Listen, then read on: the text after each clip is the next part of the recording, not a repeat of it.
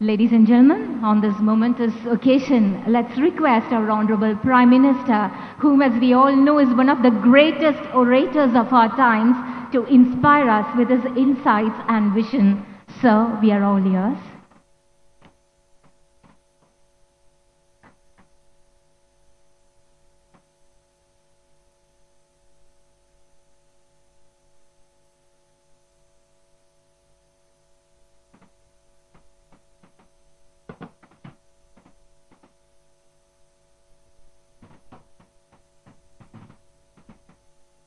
Governor of Kerala, Sri Arif Muhammad Khan, Chief Minister of Kerala, Sri Pinarayi Vijayan ji, my cabinet colleague, Sri Dharmendra Pradhan, Minister of State, Sri Mansukh Mandaviya ji, Minister of State, Sri Muralidharan ji, dignitaries of the dais, friends, Namaskaram Kochi. Namaskaram Kerala.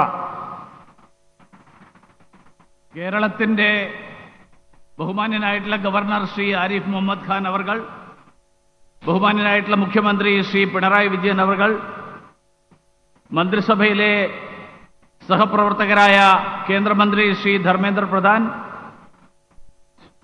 Shri Mansukh Mandaviya, വേദിയിലും സദസ്സിലുമുള്ള മറ്റ് വിശിഷ്ട വ്യക്തികളെ, സുഹൃത്തുക്കളെ, കൊച്ചിക്ക് നമസ്കാരം, കേരളത്തിന് നമസ്കാരം. The Queen of the Arabian Sea is wonderful as always. Being among you all makes me very happy. Today we have gathered here to celebrate development. Development of Kerala and development of India. The works being inaugurated today cover a wide range of sectors. They will energize the growth trajectory of India. സുഹൃത്തുക്കളെ, എന്നത്തെയും പോലെ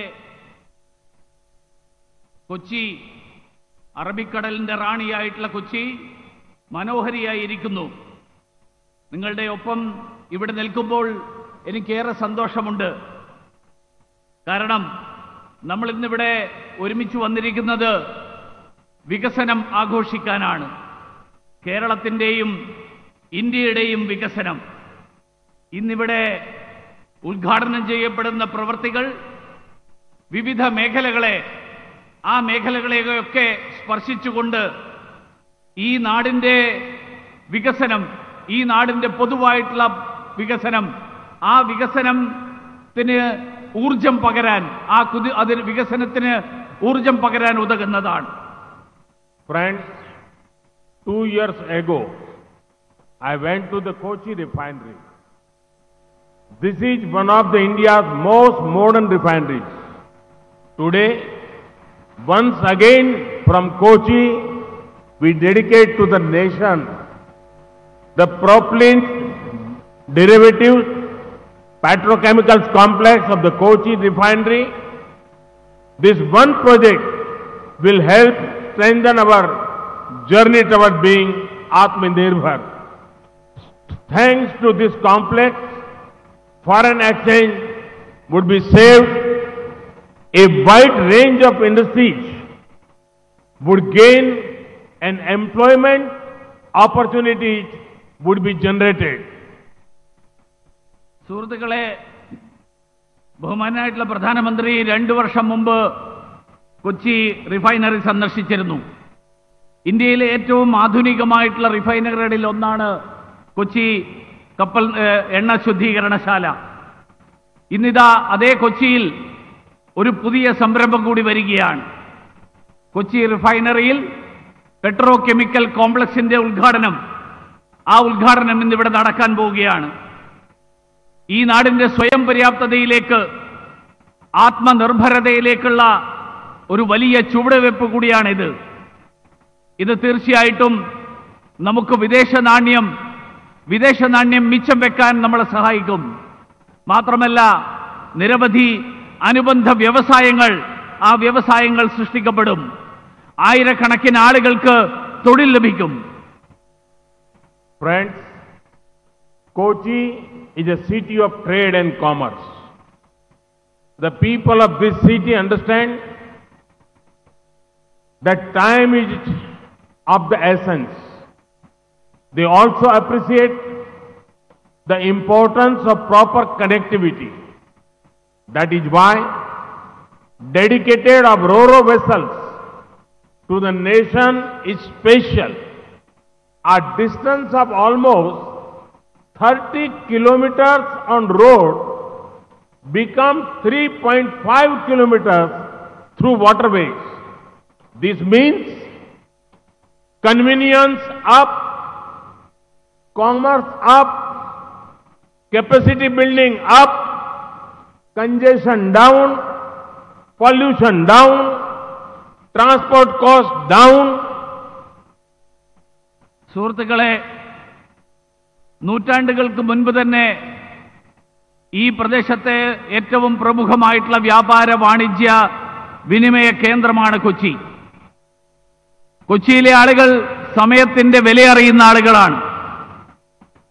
അതുകൊണ്ട് തന്നെ പരസ്പരം ബന്ധപ്പെട്ട് പ്രവർത്തിക്കുന്നതിന് ഏറ്റവും പ്രാധാന്യം നൽകുന്നവരാണ്. അങ്ങനെയുള്ള ഒരു സാഹചര്യത്തിലാണ് ഇന്നിവിടെ ഉദ്ഘാടനം ചെയ്യപ്പെട്ടിട്ടുള്ള ഈ റോറോ കണ്ടെയ്നർ സർവീസ് അത് പ്രാധാന്യമർഹിക്കുന്നത്.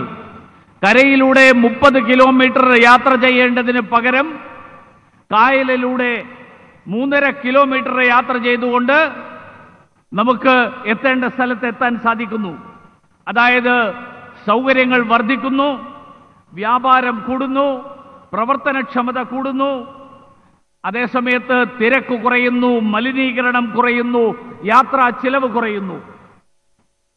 Friends, tourists come to Kochi not only as a transit point to go to other parts of Kerala.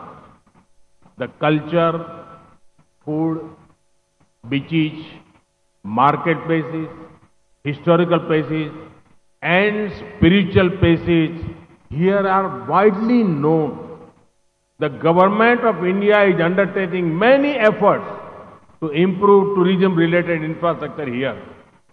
The inauguration of Sagarika, the international cruise terminal in Kochi, is one example of this. Sagarika cruise terminal brings both comfort and convenience for tourists. It will cater to over 1 lakh cruise guests. സുഹൃത്തുക്കളെ, വിനോദസഞ്ചാരികൾ കൊച്ചിയിലേക്ക് വരുന്നത് ഒരു ഇടത്താവളം മാത്രമായിട്ടല്ല. പ്രസിദ്ധമായിട്ടുള്ള കൊച്ചിയിലെ കടൽ തീരം, ആരാധനാലയങ്ങൾ, ചരിത്ര പ്രാധാന്യമുള്ള സ്ഥലങ്ങൾ, കച്ചവട കേന്ദ്രങ്ങൾ, മാത്രമല്ല കൊച്ചിയിലെ കേരളത്തിന്റെ സവിശേഷമായിട്ടുള്ള ആഹാരം, അതുമാത്രമല്ല ഇവിടെ വിനോദസഞ്ചാരവുമായിട്ട് ബന്ധപ്പെട്ടിട്ടുള്ള എല്ലാ മേഖലകളിലും വികസനം കൊണ്ടുവരാൻ വേണ്ടിയിട്ടുള്ള പ്രയത്നത്തിലാണ് കേന്ദ്ര സർക്കാർ. കൊച്ചിയിൽ ഇന്ന് ഇപ്പോൾ ഉദ്ഘാടനം ചെയ്തിട്ടുള്ള സാഗരിക രാജ്യാന്തര തലത്തിലുള്ള ക്രൂയിസ് ടെർമിനൽ അതിന്റെ ഏറ്റവും പുതിയ ഉദാഹരണമാണ്. വിനോദസഞ്ചാരികൾക്ക് സുഖകരവും സൗകര്യപ്രദവുമായിട്ടുള്ള സന്ദർശനത്തിന് സാഗരിക സഹായകരമാകും. ഒരു വർഷം 1 ലക്ഷത്തിലേറെ വിനോദസഞ്ചാരികൾക്ക് സൗകര്യമൊരുക്കാൻ സാഗരിക ടെർമിനൽ സഹായിക്കും. Friends, I have been seeing something in the last few months. A lot of people are writing to me and even sharing pictures on social media about their travels locally. Since the global pandemic has affected international travel, people are going to nearby places. This is a great opportunity for us. On one hand, this means added livelihood to those in the local tourism industry. On the other hand, it makes the connect between our youth and our culture stronger. കഴിഞ്ഞ കുറച്ചു കാലമായിട്ട് എൻ്റെ ശ്രദ്ധയിൽപ്പെട്ടിട്ടുള്ള ഒരു കാര്യം ഞാൻ നിങ്ങളോട് പങ്കുവെക്കാൻ ആഗ്രഹിക്കുകയാണ്. നമ്മുടെ രാജ്യത്തെ പ്രാദേശികമായിട്ടുള്ള വിനോദസഞ്ചാര കേന്ദ്രങ്ങളെപ്പറ്റി പലരും എഴുതുകയും സാമൂഹ്യ മാധ്യമങ്ങളിൽ ചിത്രങ്ങൾ പങ്കുവെക്കുകയും ഒക്കെ ചെയ്യാറുണ്ട്. കോവിഡ് മഹാമാരി കാരണം വിദേശങ്ങളിൽ പോകാൻ സാധിക്കാത്തതുകൊണ്ട് പലരും നമ്മുടെ നാട്ടിൽ തന്നെയുള്ള അടുത്ത പ്രദേശങ്ങൾ സന്ദർശിക്കാൻ താൽപ്പര്യപ്പെടുകയാണ്. ഇതൊരു വലിയ അവസരമായിട്ട് നമ്മൾ കാണണം. ഒരു വശത്ത് ഇത് പ്രാദേശികമായിട്ടുള്ള വിനോദസഞ്ചാര കേന്ദ്രങ്ങൾ ആ പ്രദേശങ്ങളിലെ ജനങ്ങൾക്ക് സാമ്പത്തിക നേട്ടമുണ്ടാക്കും. മറുവശത്ത് നമ്മുടെ ചെറുപ്പക്കാരും അതോടൊപ്പം നമ്മുടെ സംസ്കാരവും തമ്മിലുള്ള ബന്ധം, ആ ബന്ധം സുദൃഢമാക്കാനും ഇത് സഹായിക്കും. There is so much to see, learn and discover. I urge our young startup friends to think about innovative tourism related products. I also urge you all to use this time and travel to as many as nearby areas as possible. You would be happy to know that the tourism sector in India has been growing well in the last 5 years. In the World Tourism Index, ranking of India moved from 65th to 34th position. But there is a lot more to be done, and I am confident we will improve even more. നമുക്ക് ചുറ്റും ഒരുപാട് കാര്യങ്ങൾ കാണാനും അറിയാനും ഒക്കെയുണ്ട്. എനിക്ക് സംരംഭകത്വന്റെ മേഖലയിൽ പ്രവർത്തിക്കുന്ന ചെറുപ്പക്കാരായിട്ടുള്ള സുഹൃത്തുക്കളോട് ഒരു അഭ്യർത്ഥനയുണ്ട്. നിങ്ങൾ വിനോദസഞ്ചാരവുമായിട്ട് ബന്ധപ്പെട്ടിട്ടുള്ള പുതിയ സംരംഭങ്ങൾ വിഭാവനം ചെയ്യൂ. ചുറ്റുമുള്ള പ്രദേശങ്ങൾ, നിങ്ങൾക്ക് ചുറ്റുമുള്ള പ്രദേശങ്ങൾ സന്ദർശിക്കൂ. അവിടെയുള്ള വികസന സാധ്യതകൾ കണ്ടെത്തൂ. കഴിഞ്ഞ 5 വർഷക്കാലമായിട്ട് ഏറെ വികസനം നേടുന്ന മേഖലയാണ് വിനോദസഞ്ചാര മേഖല. ലോക ആഗോള ടൂറിസം റാങ്കിങ്ങിൽ നമ്മൾ കഴിഞ്ഞ 5 വർഷക്കാലത്തിനിടയിൽ 60-ൽ നിന്ന് 30-ലേക്ക് ഈ കാലയളവിൽ കുതിക്കുകയുണ്ടായി. ഇനിയും ധാരാളം കാര്യങ്ങൾ നമുക്ക് ചെയ്യാൻ കഴിയും. എനിക്ക് യാതൊരു സംശയവുമില്ല, ഏറെ പുരോഗതി നേടാൻ കഴിയുന്ന മേഖലയാണ് ഈ മേഖല. Friends, two important factors that shape economic development area. They are capacity building, making infrastructure modern for future needs. The next 2 development works are related to these themes. Vigyan Sagar is the new knowledge campus of Cochin Shipyard. Through this, we are expanding our human resources development capital. This campus is a reflection of the importance of skill development. It would particularly help those wanting to study marine engineering. In the times to come, I see a prime place for this sector. Youngsters who have knowledge in this domain will have many opportunities at their doorstep. സുഹൃത്തുക്കളെ, സാമ്പത്തിക വികസനത്തെ ശക്തിപ്പെടുത്തുന്ന 2 പ്രധാന ഘടകങ്ങൾ ഇന്നിവിടെ ഉദ്ഘാടനം ചെയ്തിട്ടുള്ള പദ്ധതികളിലുണ്ട്. 2 പ്രധാന ഘടകങ്ങളുണ്ട്. 1 പ്രവർത്തനക്ഷമത വർദ്ധിപ്പിക്കൽ, 2 അടിസ്ഥാന സൗകര്യങ്ങളുടെ ആധുനീകരണം. ഇന്നിവിടെ ഉദ്ഘാടനം ചെയ്തിട്ടുള്ള 2 പദ്ധതികൾ ഇതുമായിട്ട് ബന്ധപ്പെട്ടിട്ടുള്ളതാണ്.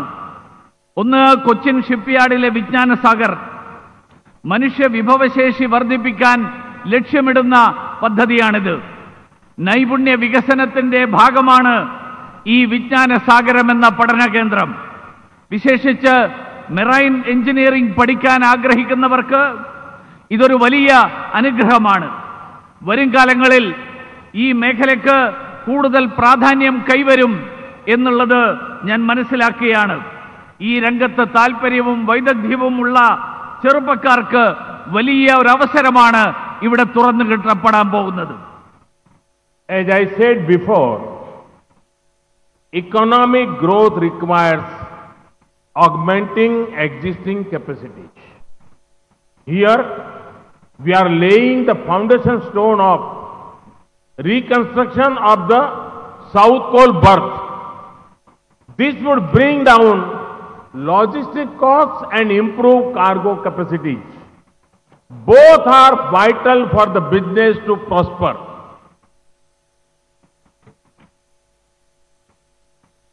അതുമാത്രമല്ല, സാമ്പത്തിക വളർച്ചയ്ക്ക് നമ്മുടെ ക്ഷമതാ വികസനവും കൂടി വളരെ അത്യാവശ്യമാണ്.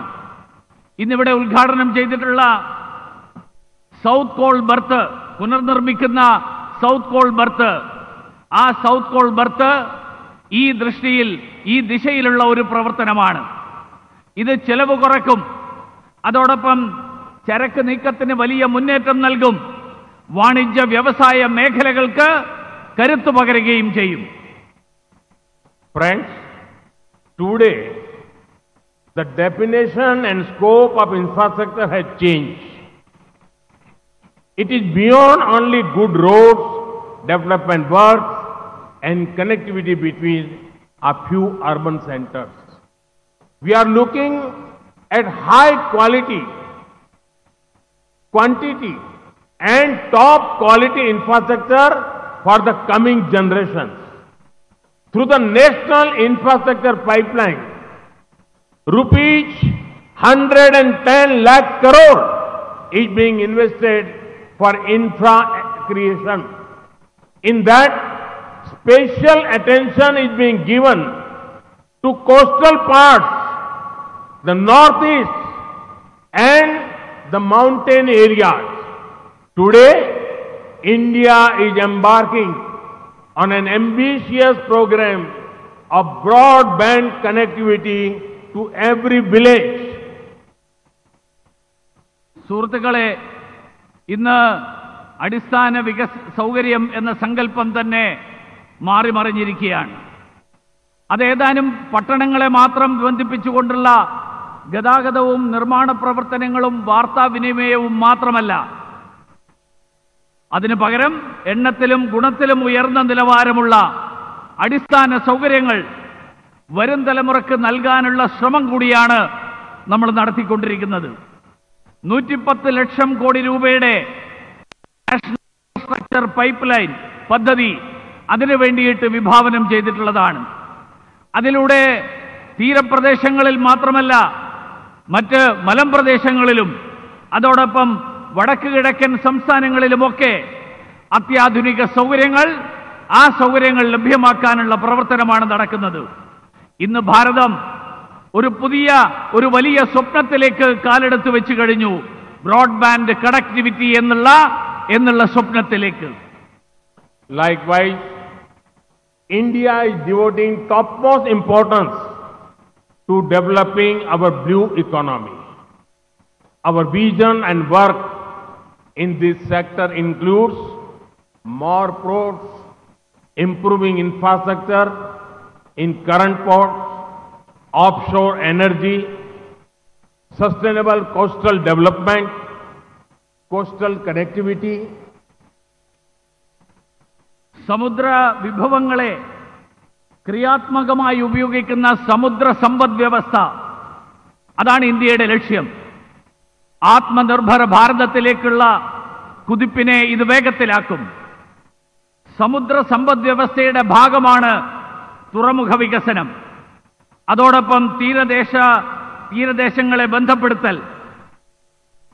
The Pradhan Mantri Matsya Sampada Yojana is a one-of-its-kind scheme. The scheme caters to diverse requirements of fishermen community. It has provisions for ensuring more credit fishermen have been linked with Kisan credit cards. Similarly, work is underway to make India a hub for seafood exports. I am happy that seaweed farming is gaining popularity. I would call upon researchers and innovators to share their ideas on making the fisheries sector more vibrant. This would be a great tribute to our hard-working fishermen. പ്രധാനമന്ത്രി മത്സ്യസമ്പദ പദ്ധതി, ആ പദ്ധതിയും ഇതിന്റെ സവിശേഷ ഭാഗമാണ്. തീരപ്രദേശങ്ങളിലെ മത്സ്യപ്രവർത്തകരായിട്ടുള്ള ആളുകൾക്ക് അവരുടെ ആവശ്യങ്ങൾ നിറവേറ്റാൻ ഇതേറെ പ്രയോജനം ചെയ്യും. അതുവഴി കൃഷിക്കാർക്ക് ലഭിക്കുന്നത് പോലെ മത്സ്യപ്രവർത്തകർക്കും ക്രെഡിറ്റ് സംവിധാനം, വായ്പാ സംവിധാനം ഉറപ്പാക്കും. അവർക്കും കിസാൻ ക്രെഡിറ്റ് കാർഡ് ലഭ്യമാകുന്ന സാഹചര്യമുണ്ടാകും. കടലിൽ നിന്നുള്ള ഭക്ഷ്യവിഭവങ്ങൾ, ആ വിഭവങ്ങളുടെ പ്രധാന കേന്ദ്രമായിട്ട് ഇന്ത്യയെ വളർത്തിയെടുക്കാനുള്ള ശ്രമമാണ് ഇന്ന് നടന്നുകൊണ്ടിരിക്കുന്നത്. സീവീഡ് ഫാമിംഗ് അഥവാ കടൽപ്പച്ച കൃഷി, ആ കടൽപ്പച്ച കൃഷിക്ക് അതിന് ജനപ്രിയത ഏറി വരുന്നു എന്നുള്ളത് സന്തോഷകരമായിട്ടുള്ള കാര്യമാണ്.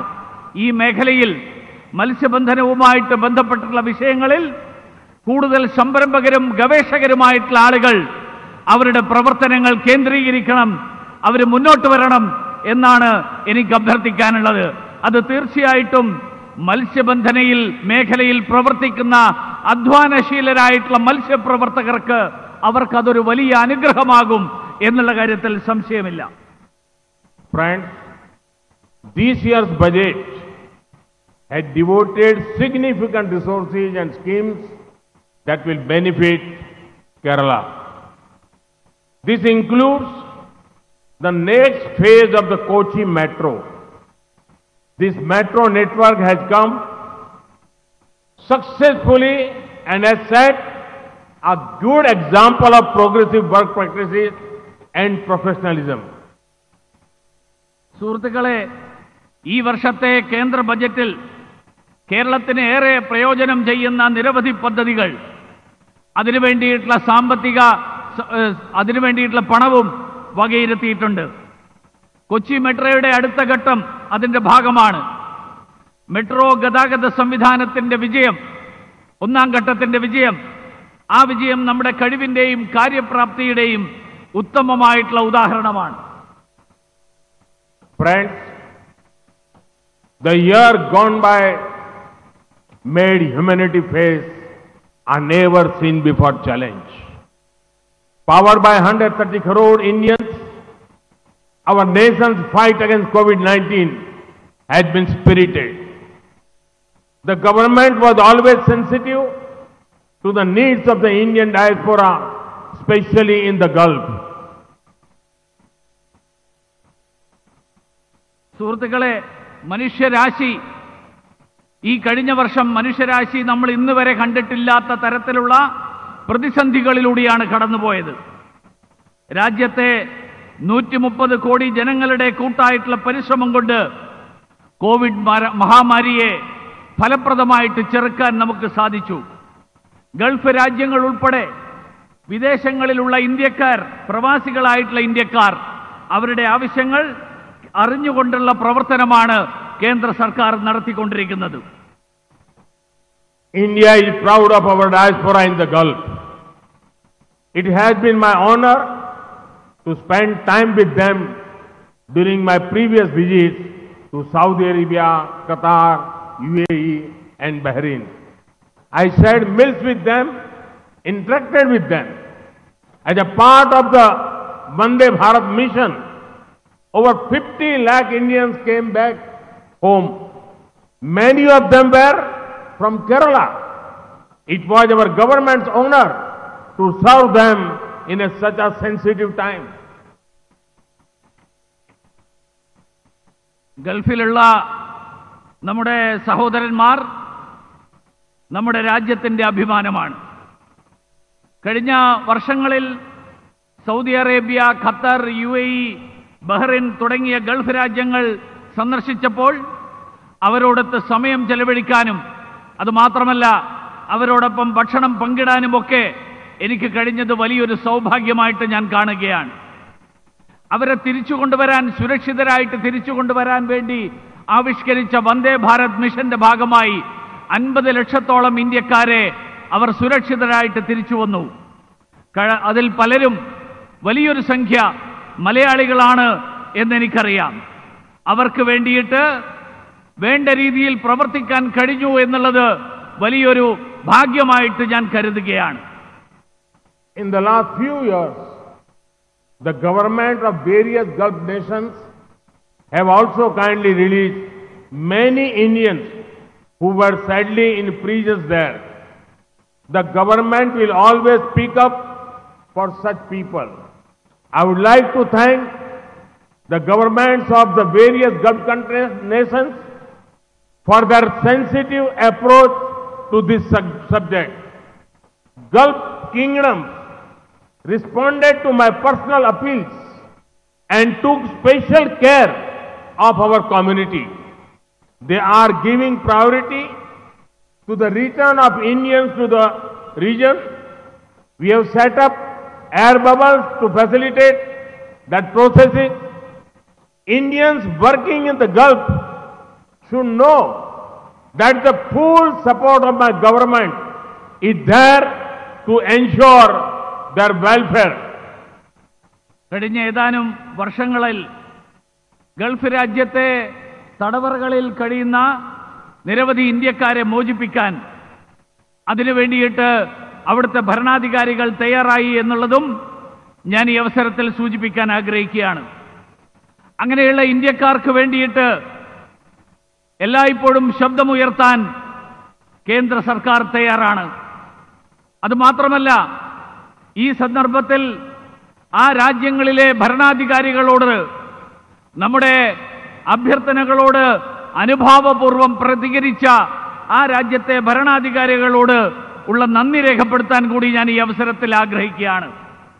വളരെ താല്പര്യത്തോടു കൂടിയാണ് കേന്ദ്ര സർക്കാരിന്റെ അഭ്യർത്ഥനകളോട് അവർ പ്രതികരിച്ചത്.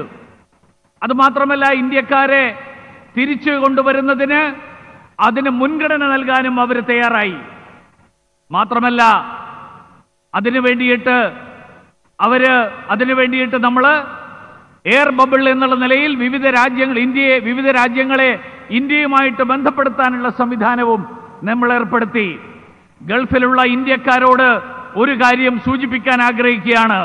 നിങ്ങൾക്ക് നിങ്ങളുടെ ക്ഷേമം ഉറപ്പുവരുത്തുന്നതിൽ കേന്ദ്ര സർക്കാരിന്റെ സമ്പൂർണ്ണമായിട്ടുള്ള പിന്തുണ, പങ്കാളിത്തം ഉണ്ടാകും എന്ന് ഞാൻ ഈ അവസരത്തിൽ ഓർമ്മിപ്പിക്കാൻ ആഗ്രഹിക്കുകയാണ്.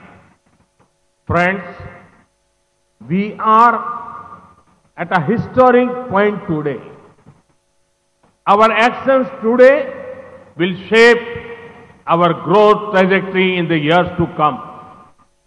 India has the ability to rise to the occasion and contribute to global good. Our people have shown that with the right opportunity, they can do wonders. Let us keep working to create those opportunities. Together, we will build an Atmanirbhar Bharat. Once again, I congratulate the people of Kerala for the development works they have been inaugurated today. Thank you. Thank you very much. Orayiram Nandi. സുഹൃത്തുക്കളെ, നമ്മളിന്ന് ഒരു ചരിത്ര മുഹൂർത്തത്തിലാണ് നിൽക്കുന്നത്. ഇന്നത്തെ നമ്മുടെ ഈ പ്രവർത്തനങ്ങൾ, ഇന്ന് ഉദ്ഘാടനം ചെയ്യപ്പെട്ടിട്ടുള്ള ഈ പദ്ധതികൾ ഒരു വികസന കുതിപ്പിന് വേണ്ടിയിട്ട് രാജ്യത്തെ, ഈ നാടിനെ സ്വയം പര്യാപ്തമാക്കുന്ന, ഈ നാടിനെ പ്രയോജനപ്പെടുന്ന കാര്യങ്ങളാണ്. ഇന്ത്യക്ക് ഈ അവസരത്തിനനുസരിച്ച് ഉയർന്നുകൊണ്ട് ലോകം മുഴുവൻ അതിനുള്ള കഴിവുള്ള രാജ്യമാണ്. നമ്മുടെ ജനങ്ങൾ ആ അവസരങ്ങളെ വേണ്ട തരത്തിൽ പ്രയോജനപ്പെടുത്തിക്കൊണ്ട് അത്ഭുതങ്ങൾ സൃഷ്ടിക്കാൻ കഴിവുള്ളവരാണ് എന്ന് തെളിയിച്ചിരിക്കുകയാണ്. നമുക്ക് അതിനു വേണ്ടിയിട്ടുള്ള പുതിയ നിരവധി അവസരങ്ങൾ സൃഷ്ടിക്കാനായിട്ട് നമുക്ക് പ്രവർത്തിക്കാം. നമുക്ക് ഒരുമിച്ച് ഒരു ആത്മനിർഭര ഭാരതം, സ്വയം പര്യാപ്ത ഭാരതം, ആ സ്വയം പര്യാപ്ത ഭാരതം കെട്ടിപ്പടുക്കാൻ നമുക്ക് ഒരുമിച്ച് പ്രവർത്തിക്കാം.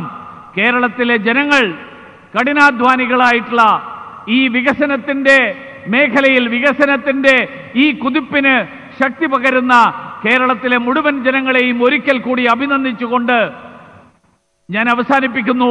എല്ലാവർക്കും നന്ദി.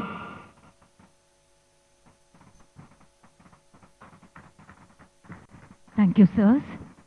Ladies and gentlemen, with this we come to the end of the formal function. On behalf of all of us present here and in remote venues and netizens watching this program live, sir, kindly accept our heartfelt gratitude for attending this function and making it truly memorable with your graceful presence and eloquent speech. A big thank you from the bottom of our hearts. We thank the dignitaries on and off the stage, our other esteemed guests, our well-wishers and the public for making this function a grand success. Ladies and gentlemen, kindly remain seated until the dignitaries leave the dais.